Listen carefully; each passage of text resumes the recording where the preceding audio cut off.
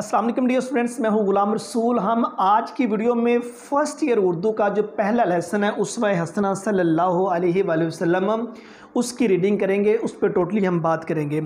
Dear students, ये 11वीं class का सब्जेक्ट उर्दू है। उसका पहला लेसन उसवा हसना सल्लल्लाहु अलैहि वसल्लम। उसवा कहते हैं नमूने को, मॉडल को।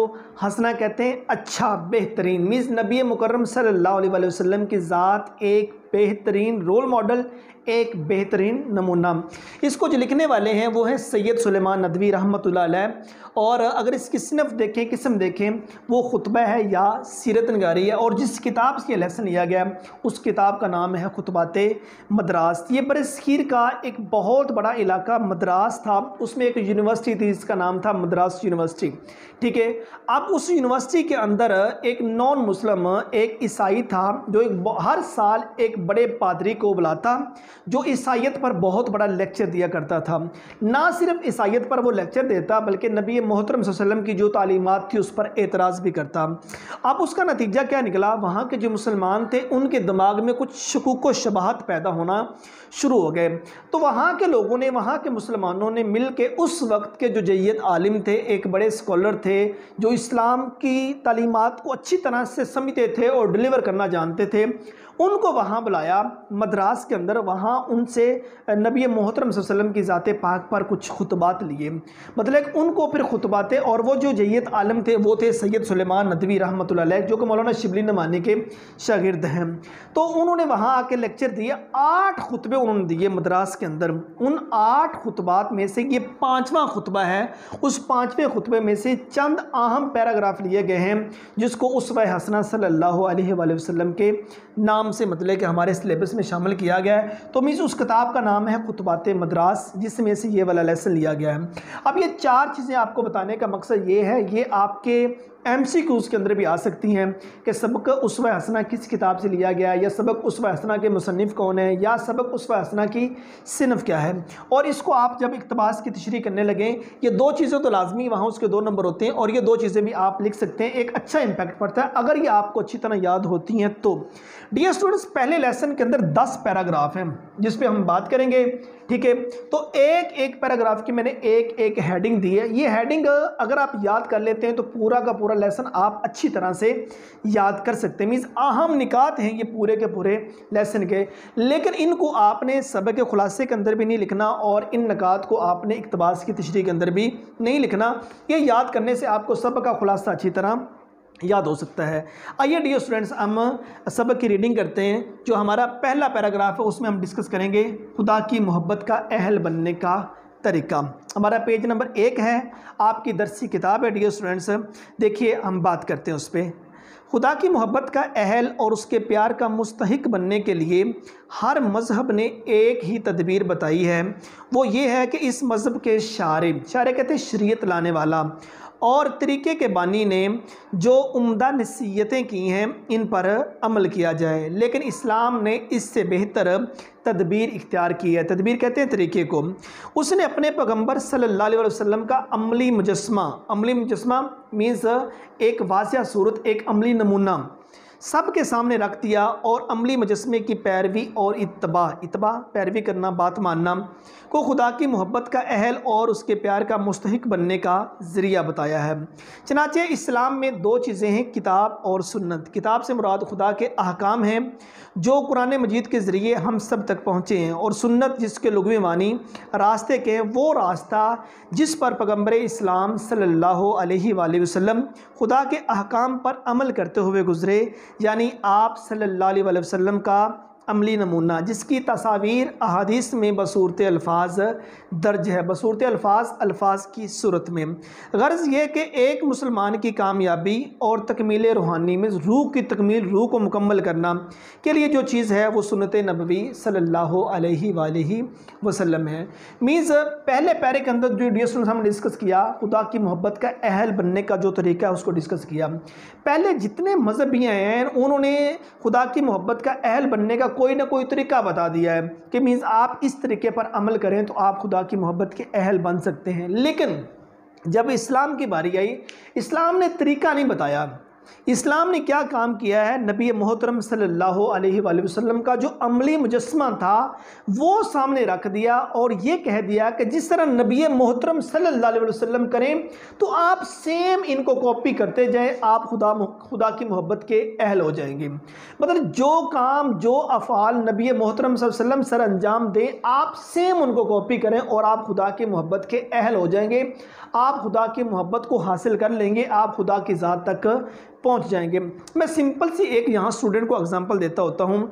मिसाल के तौर पर किसी का मोबाइल फ़ोन ख़राब हो जाता है, उसका माइक चेंज करना है, मैं उसको लिख के देता हूँ, मैं उसको कहता हूँ जनाब जी आपने पहले ये काम करना है, फिर ये काम करना है, फिर ये काम करना है, आपने यूँ खोलना है, यूँ माइक चेंज करना है, ये उसको मैं एक चंद तजावीज़ लिख कर दे देता हूँ कि इस तरीके पर आप अमल करेंगे तो आप मोबाइल फ़ोन का माइक चेंज कर देंगे। एक तरीका ये है। दूसरा तरीका ये कि मैं उसके सामने वो मोबाइल फ़ोन खोलता हूँ, तो वो मोबाइल को खोलूँ, उसके सामने मैं उस मोबाइल फ़ोन का माइक चेंज करूँ और उसके बाद उसके हाथ में मोबाइल दे दूँ कि ये तरीका है। अब आप खुद बताइए इन दोनों तरीक़ों में से किस तरीके के स्टूडेंट को ज़्यादा समझ लगेगी? तो ऑब्वियसली आप स्टूडेंट्स यही कहेंगे वो तरीका जिसमें आपने प्रैक्टिकल करके दिखाया है, ठीक है ना।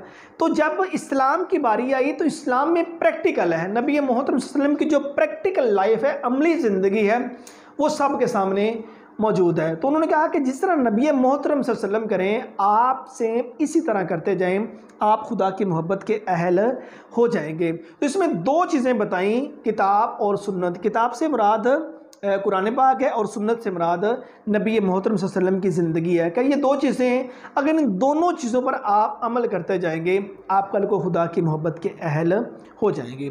जो दूसरा पैरा है उसमें डियर स्टूडेंट्स हम बाहमी तावन और जो मुख्तलिफ पेशे हैं उस पर बात करेंगे। वो तमाम अशखास शख्स की जमा है जो किसी मज़हब और हल्का इताअत में दाखिल हों, नामुमकिन है किसी एक ही सिनफ से ताल्लुक़ रखते हो, नामुमकिन है वो उनका किसी एक ही ज़ात से एक ही किस्म से ताल्लुक़ हो। इस दुनिया की बुनियाद इख्तलाफ अमल पर है। बाहमी तावन और मुख्तलिफ पेशों और कामों ही के ज़रिए से ये दुनिया चल रही है। इसमें बादशाह या रईस, अवाम, जमहूर और हुक्काम, रईस अमीर लोग होते हैं, जमहूर आवाम को कहा जाता है, हुकाम हाकिम लोग, बादशाह लोग भी ज़रूरी हैं। महकूमती और फरमा बरदार राया मीन्स वो रैयत, वो लोग जो फरमा बरदारी करते हों वो भी ज़रूरी हैं। अमन व अमान के लिए काजियों और जजों का होना भी ज़रूरी है और फ़ौजों के सिपा सलार और अफसरों का भी। गरीब भी हैं, दौलतमंद भी हैं, रात के ज़ुहद व आबद भी हैं। आबद इबादत गुजार को कहते हैं, ज़ुहद परहेज़गार को, गुनाहों से बचने वाले को कहते हैं। और दिन के सिपाहियों मुजाहिद भी, अहलो अयाल भी और दोस्त अहबाब भी, ताजर और सौदागर भी हैं, इमाम और पेशवा भी है। इमाम इमामत करने वाला, पेशवा उसको, उसके पीछे चलने वाला, उसकी बात मानने वाला, उसके पीछे खड़ा होने वाला, ठीक है। गरज इस दुनिया का नज़्म व नस्क मुख्तलिफ असनाफ के वजूद और क़याम पर मौकूफ़ है, मुनहसिर है।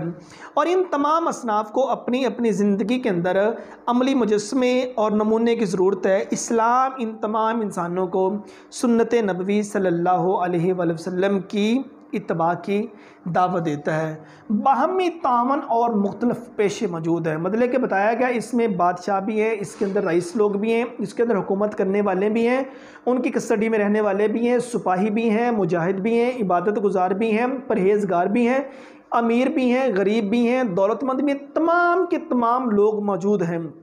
आप सिंपल देखिए, एक अमीर के लिए गरीब की ज़िंदगी और गरीब के लिए अमीर की ज़िंदगी कभी भी बेहतरीन नमूना नहीं हो सकती। मीन्स एक अमीर कभी भी किसी गरीब को फॉलो नहीं कर सकता और एक गरीब कभी अमीर को फॉलो नहीं कर सकता।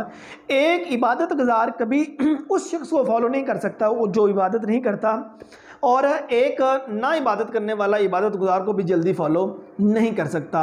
और एक गरीब अमीर को, एक ताजर जौन सा है वो किसी दूसरे शख्स को, ये तमाम लोग एक दूसरे को फॉलो नहीं कर सकते।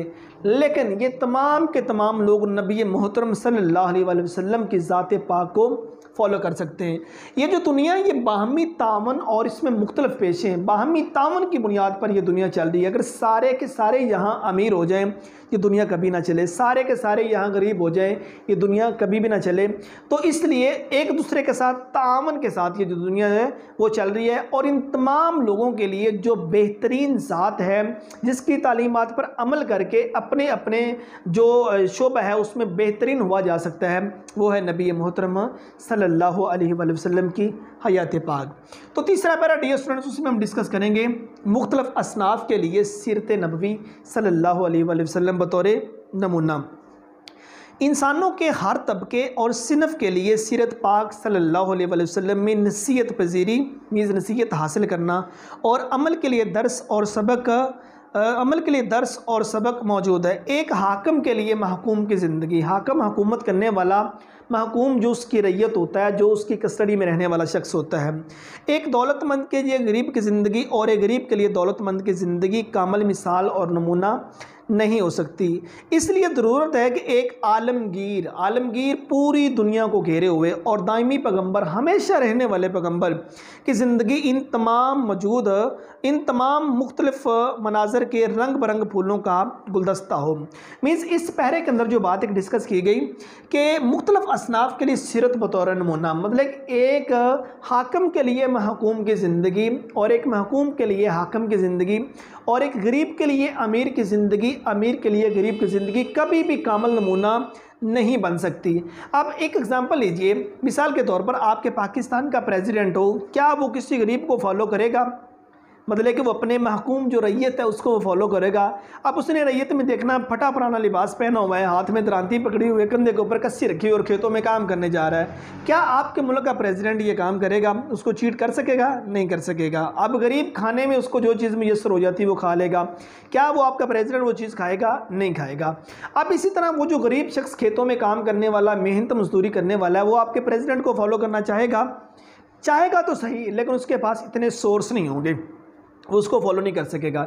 इसी तरह एक अमीर शख्स गरीब की ज़िंदगी को कभी फॉलो नहीं करेगा और गरीब शख्स अमीर की ज़िंदगी को फॉलो कभी भी नहीं करेगा। लेकिन ये दोनों लोग, मतलब एक हाकम, महकूम, गरीब, अमीर, ये चारों लोगों के लिए जो बेहतरीन ज़िंदगी है वो नबी मोहतरम सल्लल्लाहु अलैहि वसल्लम की है। ये चारों के चारों लोग अल्लाह के नबी सल्लल्लाहु अलैहि वसल्लम की जो ज़िंदगी उसको ज़रूर फॉलो करेंगे। वो इनके लिए एक रोल मॉडल है, वो इनके लिए एक बेहतरीन ज़ात पाक है।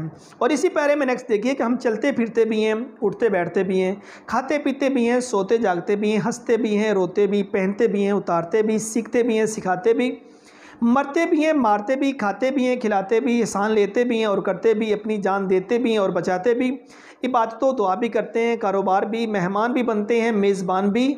हम इन तमाम अमर की जमा काम जो हमारे मुख्तलिफ अफ़आल जिस्मानी से ताल्लुक़ रखते हैं, जिनका हमारे जिस्म के साथ ताल्लुक़ है, के लिए अमली नमूने की ज़रूरत है जो हर नई हालत के पेश आने में एक नई हदायत का सबक और रहनुमाई का दर्स दे। मुख्तलिफ अफ़आल जिस्मानी हैं जिसमें हमारा उठना, बैठना, रोना, धोना, सोना, खाना, पीना, जागना, तमाम काम, ठीक है ना। इन तमाम कामों के लिए, तमाम अफ़आल जिस्मानी के लिए जो हमारे लिए बेहतरीन ज़ात है वो नबी मोहतरम सल्लल्लाहु अलैहि वसल्लम की ज़ात है। हमारा चलना फिरना नबी मोहतरम सल्लल्लाहु अलैहि वसल्लम की ज़ात पाक जैसा हो, हमारा खाना पीना अल्लाह के नबी की ज़ात जैसा हो, हमारा सोना जगना अल्लाह के नबी की ज़ात जैसा हो, हमारा रोना, हमारा पहनना, हमारा उतारना, हमारा सीखना, सिखाना, मरना, मारना, मीन्स हमारे लिए जो बेहतरीन मॉडल, जो बेहतरीन ज़िंदगी, जो बेहतरीन उसवा हसना है वो नबी मोहतरम सल्लल्लाहु अलैहि वसल्लम की ज़ात है। ये था हमारा पेज नंबर 1 जिस पर डियर स्टूडेंट्स हमने डिस्कस किया।